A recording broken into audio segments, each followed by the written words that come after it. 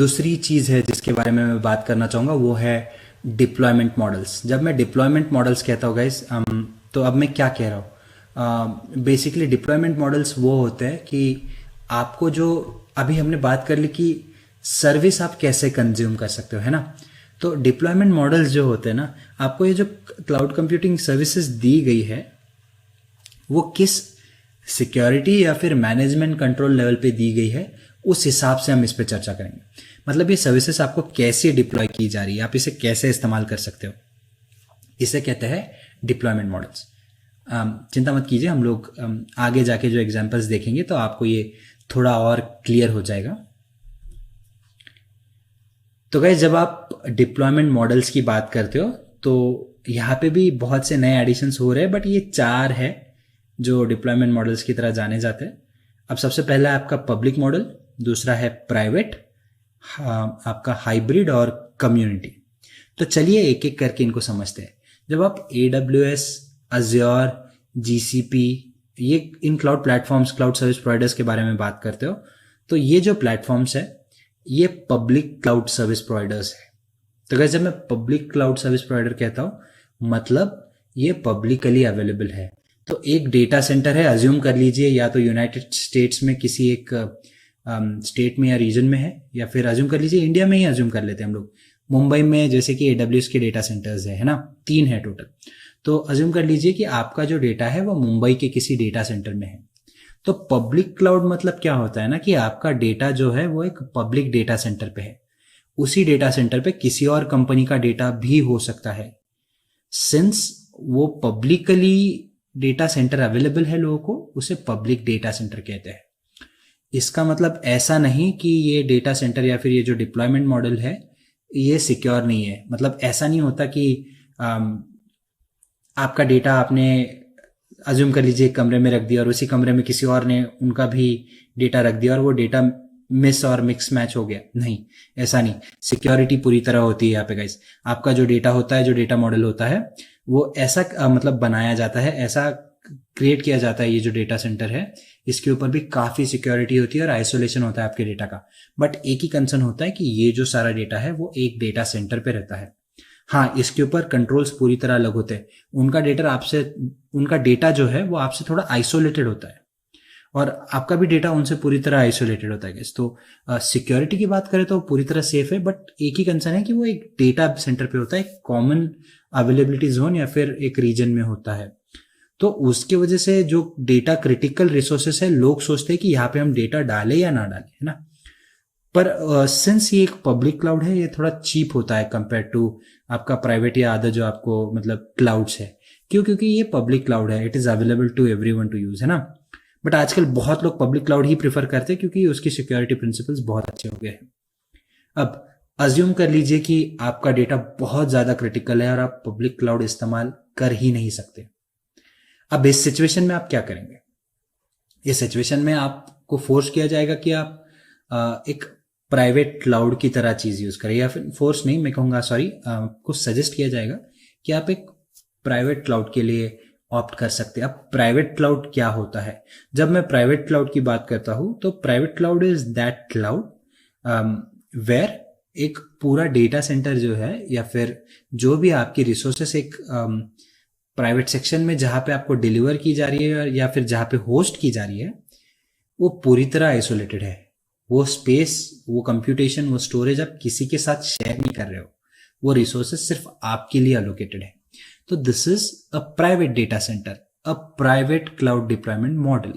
अब इसमें जो है ये थोड़ा कॉस्टली होता है क्योंकि एक अलग से आपके लिए अगर डेटा सेंटर कोई अरेंज कर रहा है तो वो अंडरस्टैंडेबल है, बराबर है, वो किसी और को नहीं दे रहा है।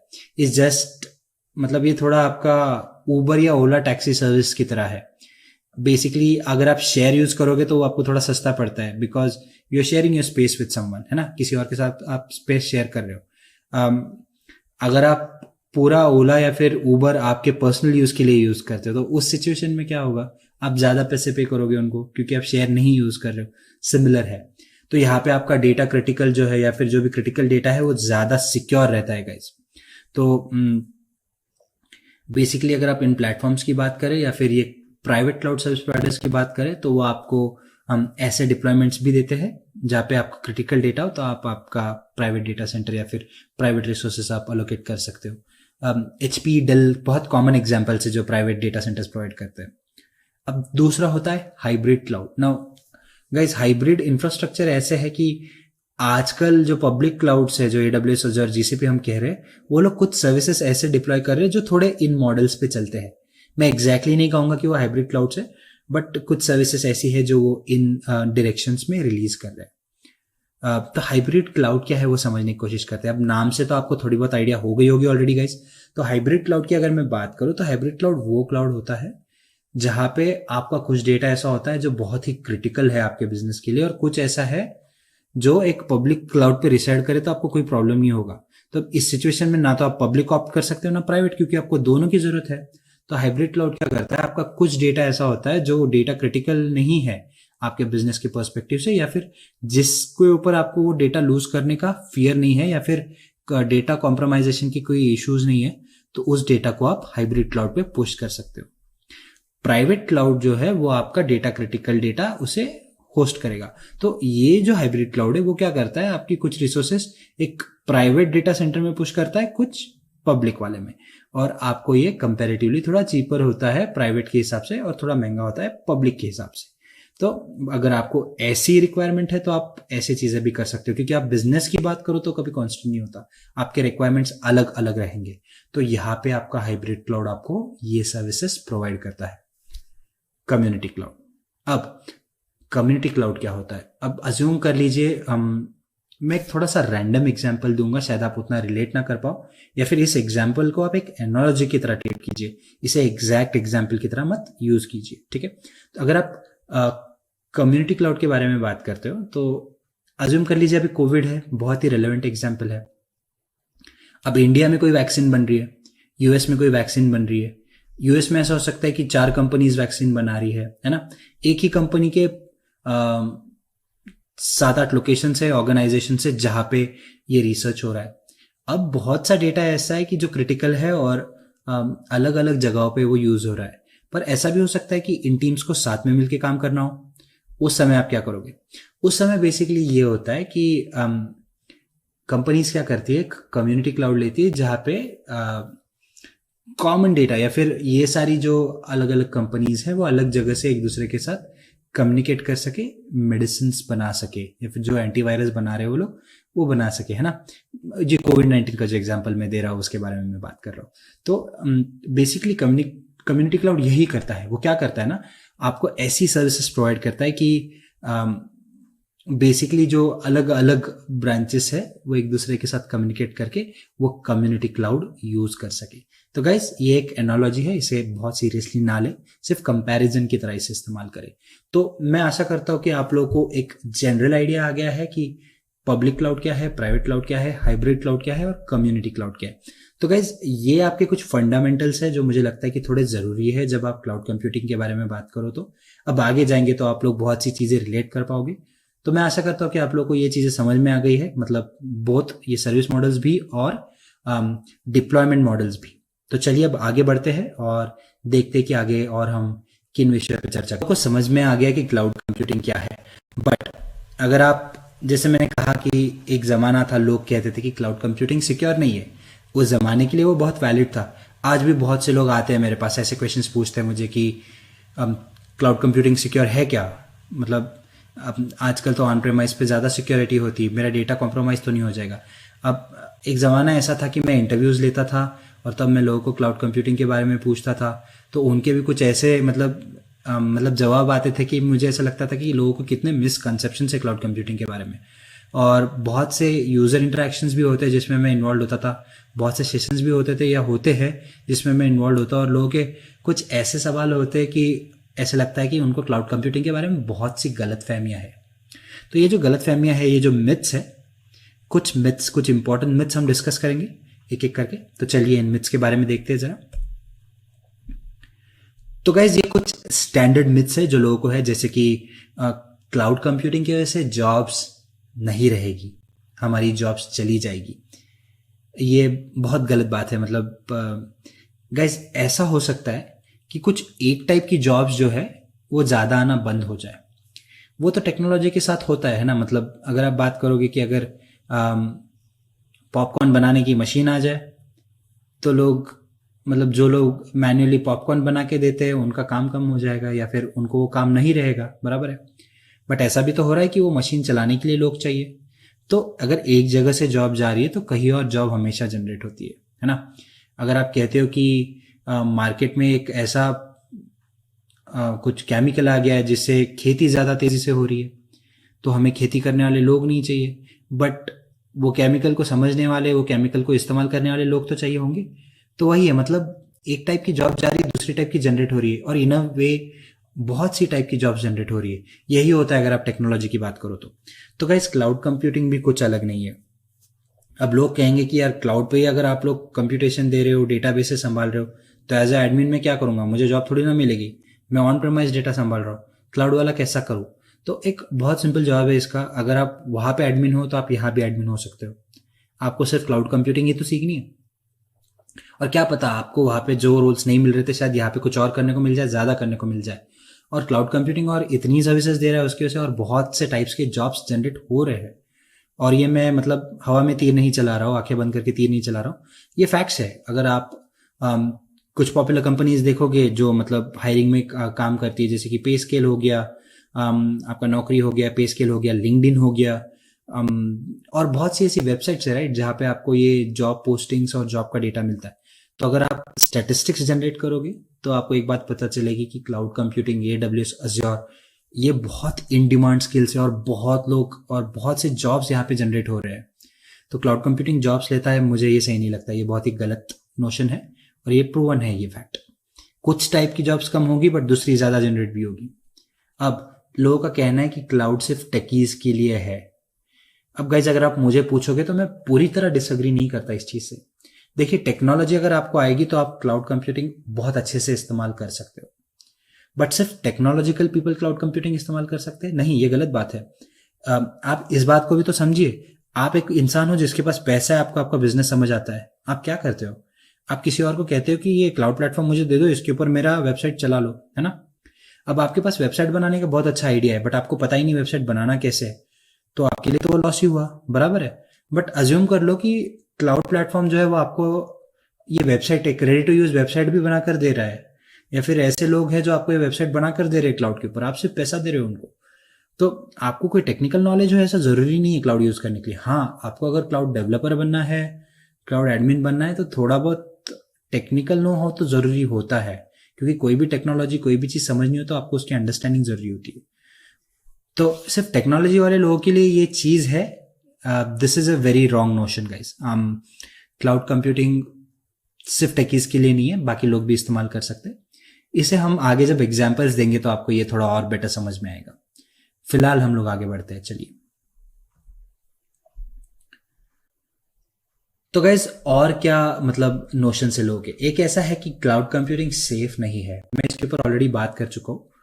बट गाइज अगर आप क्लाउड कंप्यूटिंग की बात करें तो इतने ज्यादा सिक्योरिटी मेजर्स है आजकल क्लाउड प्लेटफॉर्म पे। बेसिकली आप डेटा सिक्योर कर सकते हो, ये सोच सकते हो कि किसको एक्सेस देना है। आप डेटा इनक्रिप्ट डिक्रिप्ट कर सकते हो, मतलब आप डेटा को प्रोटेक्शन कोटिंग करके आप नेटवर्क पे शेयर कर सकते हो।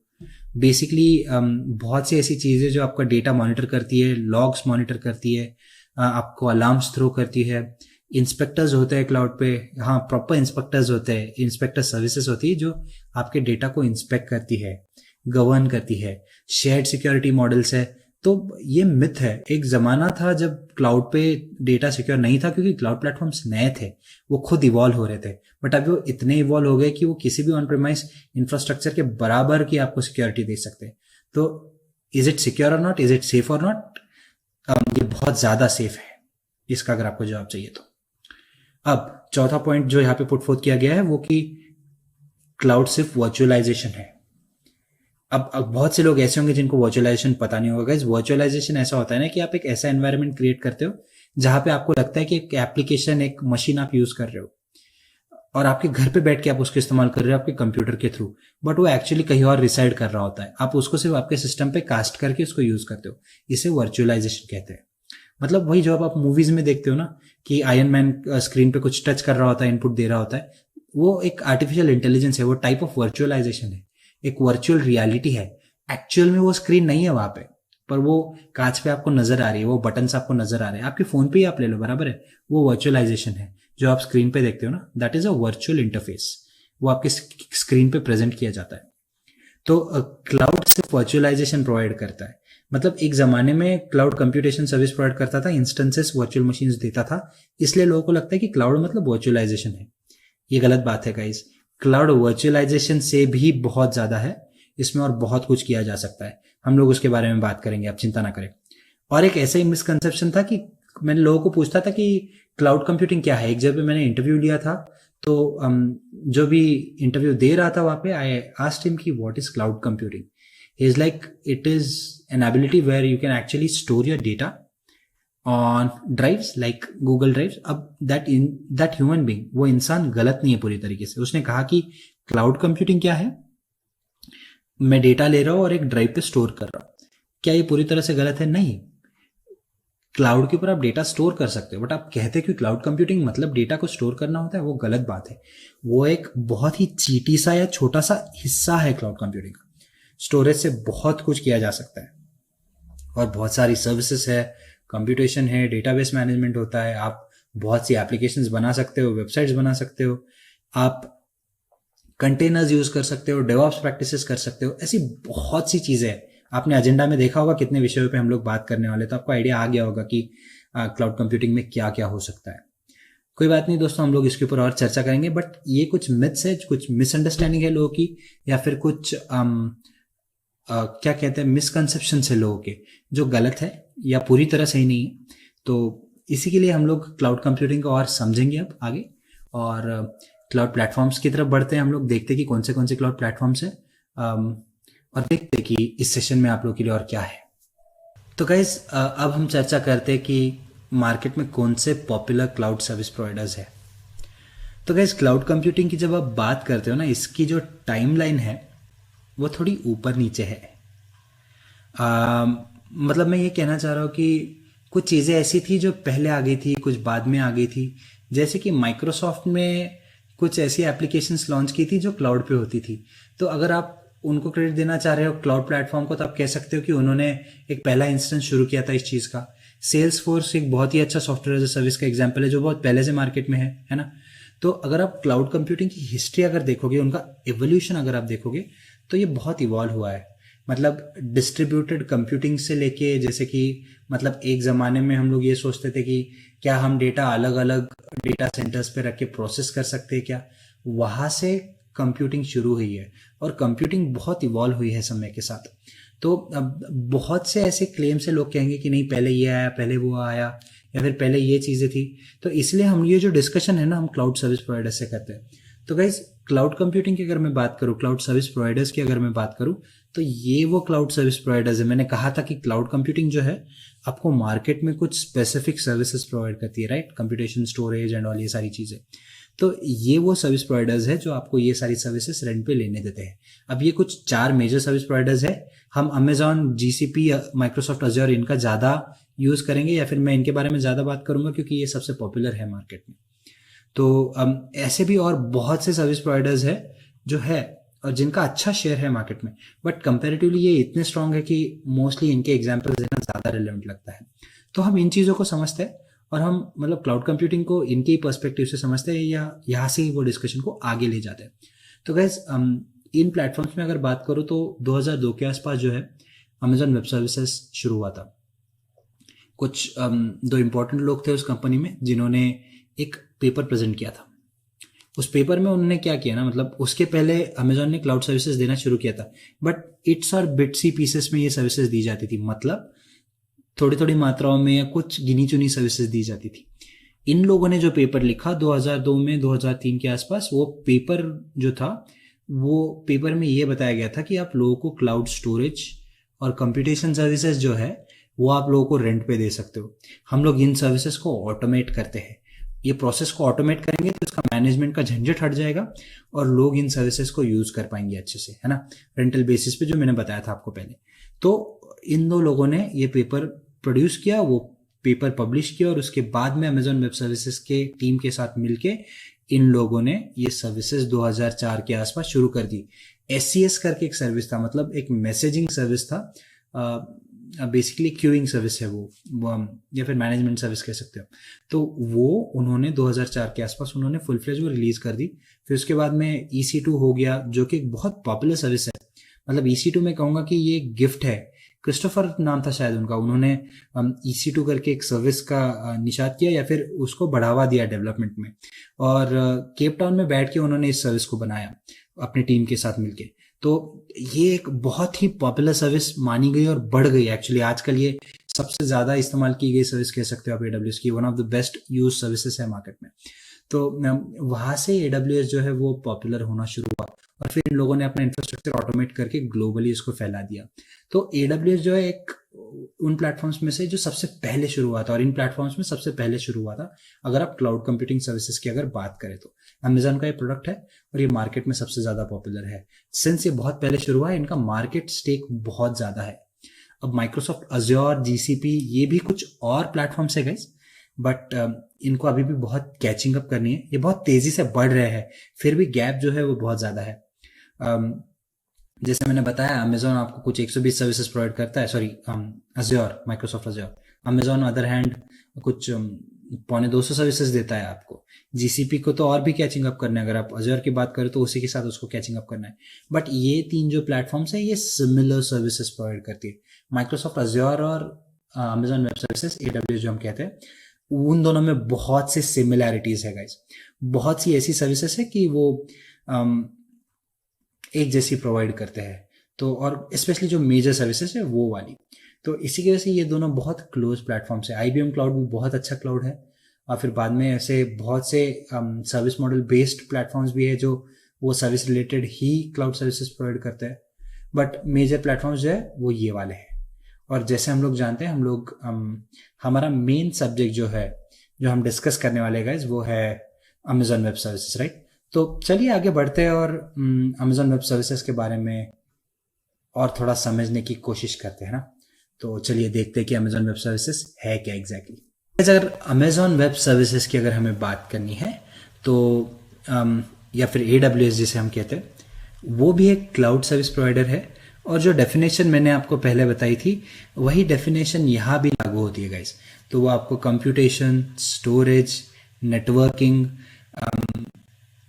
डेटाबेस या फिर बहुत अलग प्लेटफॉर्म्स है, उसमें आपको ये सर्विसेज प्रोवाइड करते हैं।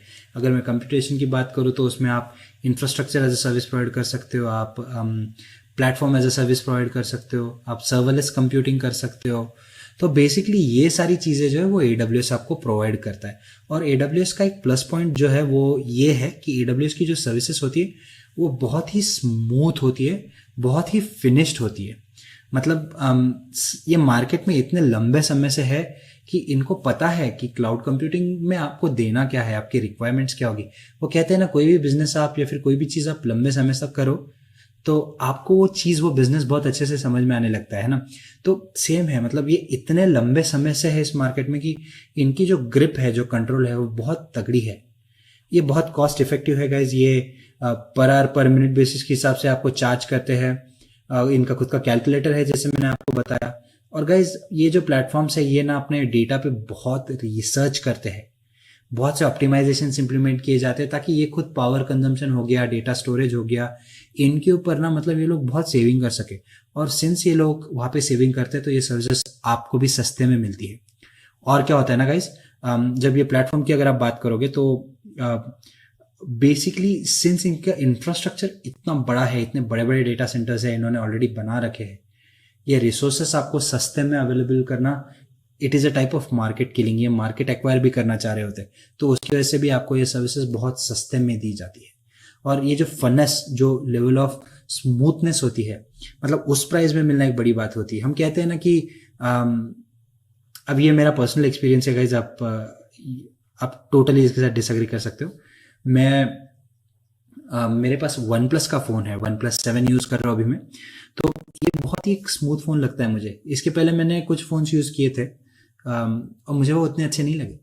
ये मुझे अच्छा लगा। अब इसकी जो क्वालिटी है, मतलब दीज पीपल नो कि ये कैसे बनाना है ये फ़ोन। तो इनका हार्डवेयर है, सॉफ्टवेयर ये बहुत अच्छा है। सिमिलरली आप AWS की बात करते हो तो उनको पता है क्लाउड कंप्यूटिंग सर्विसेज आपको कैसे प्रोवाइड करनी, और उसके वजह से ये सर्विसेज जो होती है ना ये बहुत ही अच्छे तरीके से आपको प्रोवाइड करते हैं लोग। और इसलिए AWS जो है वो मतलब दुनिया का एक बहुत ही बेहतरीन और one of the best cloud service providers है।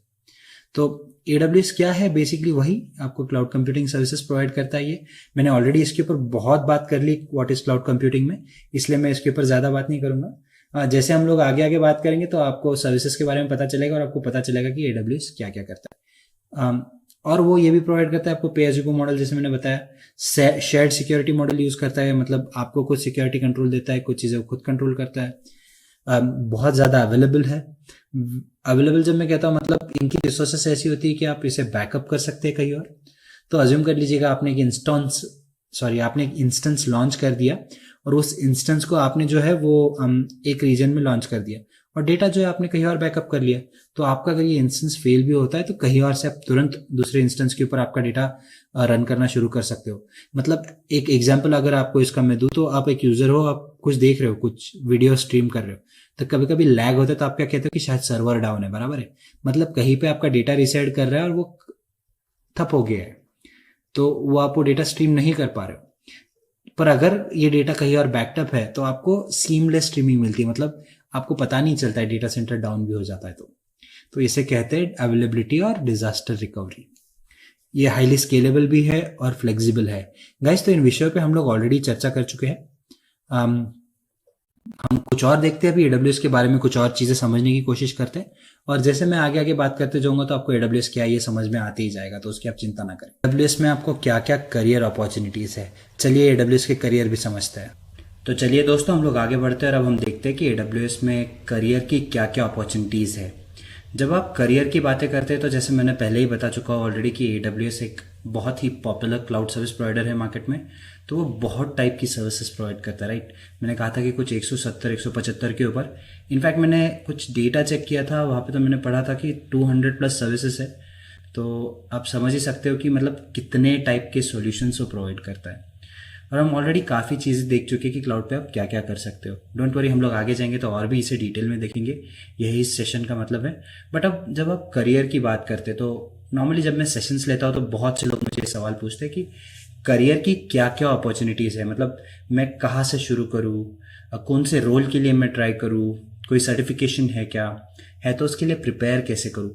तो ऐसे काफ़ी सारे सवाल आते हैं और नॉर्मली जब मैं सेशंस लेता हूँ तो उसमें बहुत बार ऐसे क्वेश्चंस के मैं मतलब आंसर्स देता हूँ लोगों को। तो जाहिर सी बात है, अगर आप AWS पढ़ना चाह रहे हो तो एक क्यूरियोसिटी होती है कि इसमें करियर की क्या क्या अपॉर्चुनिटीज़ है ना।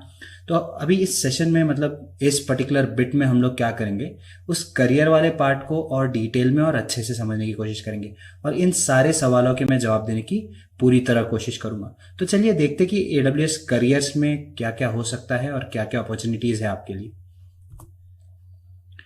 तो गाइस, पहले कुछ नंबर्स या कुछ स्टैट्स के बारे में बात करते हैं। तो अगर आप मतलब ये बहुत ही रीसेंट डेटा आप स्क्रीन पे देख चुके हो, मतलब देख सकते हो कि 2020 की अगर आप बात करें तो लिंक्डइन, अब हम सब लोग जानते हैं कि लिंक्डइन है क्या करके। ये बहुत ही मशहूर जॉब वेबसाइट है जहाँ पे बेसिकली मैं ये नहीं कहूँगा कि ये स्पेसिफिकली जॉब पोस्टिंग वेबसाइट है, बट यहाँ पे आप नॉर्मली प्रोफेशनल लोगों के साथ कनेक्ट कर सकते हो और बहुत सी जॉब पोस्टिंग्स भी होती है यहाँ पे।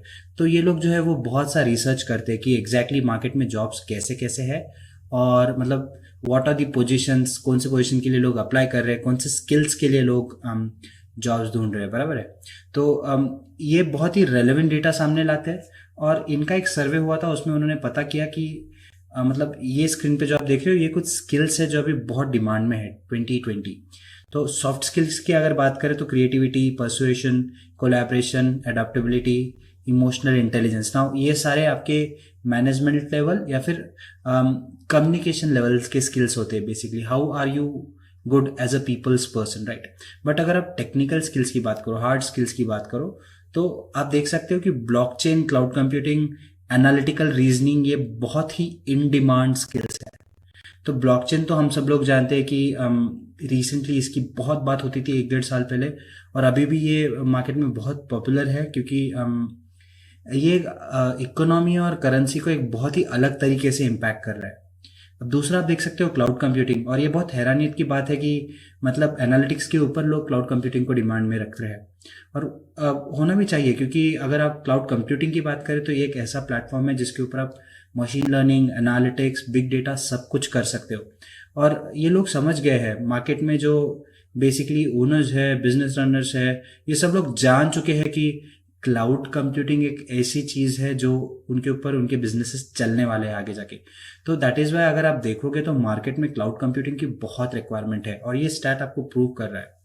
और एक स्टैट मैं आपके बारे में बताऊंगा आपको, इस नॉट आपके बारे में, सॉरी, मैं इस क्लाउड कंप्यूटिंग के बारे में आपको बताना चाहूँगा जो स्क्रीन पे आप नहीं देख पा रहे हो, क्योंकि मैंने कहीं पे पढ़ा था वो चीज़, क्योंकि मतलब सबसे ज़्यादा प्रिफर्ड स्किल्स कौन से हैं, और टॉप 10 में AWS और अज्योर स्पेसिफिकली मेंशन किया गया था कि AWS और अज्योर इन डिमांड स्किल्स है। तो मतलब अगर आप सोच रहे हो कि इसमें करियर बनाना है तो ये एक पॉजिटिव साइन है जो आप कंसिडर कर सकते हो कि क्लाउड कंप्यूटिंग, AWS, अज्योर, ये सारी चीज़ें बहुत डिमांड में हैं। और अगर सैलरीज की बात करें तो पे स्केल कहता है कि 7 से 9 लाख आपको मिलेंगे as an entry level engineer या फिर क्लाउड प्रैक्टिशनर। तो गाइज ये सैलरी जो होती है वो थोड़ी वेरिंग होती है, मतलब इसका कोई फिक्स चीज़ नहीं होता। अब ये सैलरी जो आप स्क्रीन पे देख रहे हो प्रॉब्ली एक मीडियन वैल्यू है। मतलब बेसिकली आप अज्यूम करते हो या फिर आप स्टेटिस्टिक्स के हिसाब से कैलकुलेट करते हो, तो ये थोड़ी कम भी हो सकती है और ज़्यादा भी हो सकती है काफ़ी। एक तो आपके स्किल्स पे डिपेंड करता है, आपके एजुकेशन, क्वालिफिकेशन और जो बैकग्राउंड है आपका उसके ऊपर भी डिपेंड करता है ये, क्योंकि आप कितने स्किल्ड हो, कितने प्रोजेक्ट्स पे काम किया है आपने। और लेट्स अज्यूम कि आप इंजीनियरिंग या फिर आपका जो भी एजुकेशन था वो कंप्लीट करके आपने 1 साल इस डोमेन में काम किया है ना, तो उसके बाद आपको अगर इसमें जॉब मिलता है तो आप इजीली 7-8 लाख रुपए का पैकेज ले सकते हो। मे बी आप अगर एज अ फ्रेशर स्टार्ट कर रहे हो, थोड़ा स्ट्रगल कर रहे हो, तो थोड़ा कम से भी शुरू कर सकते हो। बट आप बहुत ही ब्रिलियंट हो तो यू नेवर नो, IIT या कुछ ऐसी अच्छी जगह से पास आउट हुए हो तो आप 10 लाख 12 लाख का भी पैकेज ले सकते हो, तो वो डिपेंड करता है। बट एक मीडियन सैलरी कहती है कि मतलब ऑन एन एवरेज लोगों को 7 से 8 लाख के आसपास सैलरी मिल जाती है इस डोमेन में, जो कि काफ़ी ज़्यादा है अगर आप एक एंट्री लेवल एम्प्लॉय की बात करो तो। अगर US डॉलर्स में ही सैलरी की बात करनी है तो $110,000 to $115,000 ये एक एवरेज सैलरी है। और कुछ स्किल्ड लोग ऐसे होते हैं कि जो समवेयर अराउंड $250,000 भी कमा लेते हैं। तो आप अंदाज़ा लगा सकते हो कि मतलब 1 साल में कितना पैसा दिया जा रहा है। अगर मैं $120,000 की अगर बात कर रहा हूँ तो वो एक्चुअली एक मशीन लर्निंग इंजीनियर से भी ज़्यादा है अगर आप स्टैटिस्टिक्स चेक करोगे तो।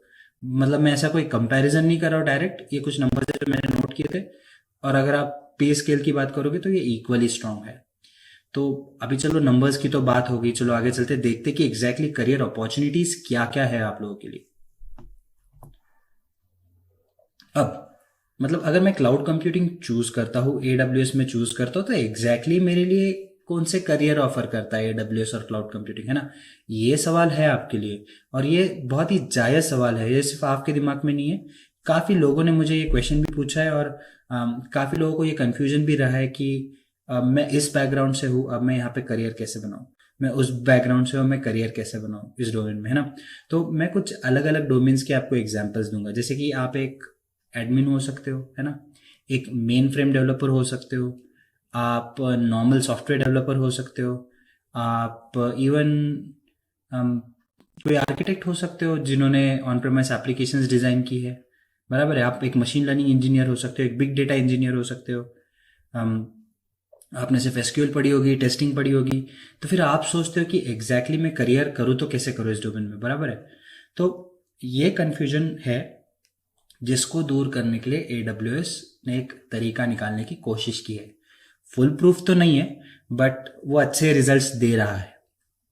चलिए आगे बढ़ते हैं और देखते कि वो तरीका है क्या, मतलब एग्जैक्टली क्या अप्रोच लेती है AWS ताकि ये जो लोगों को कॉम्प्लिकेशंस है वो कैसी मिनिमाइज हो।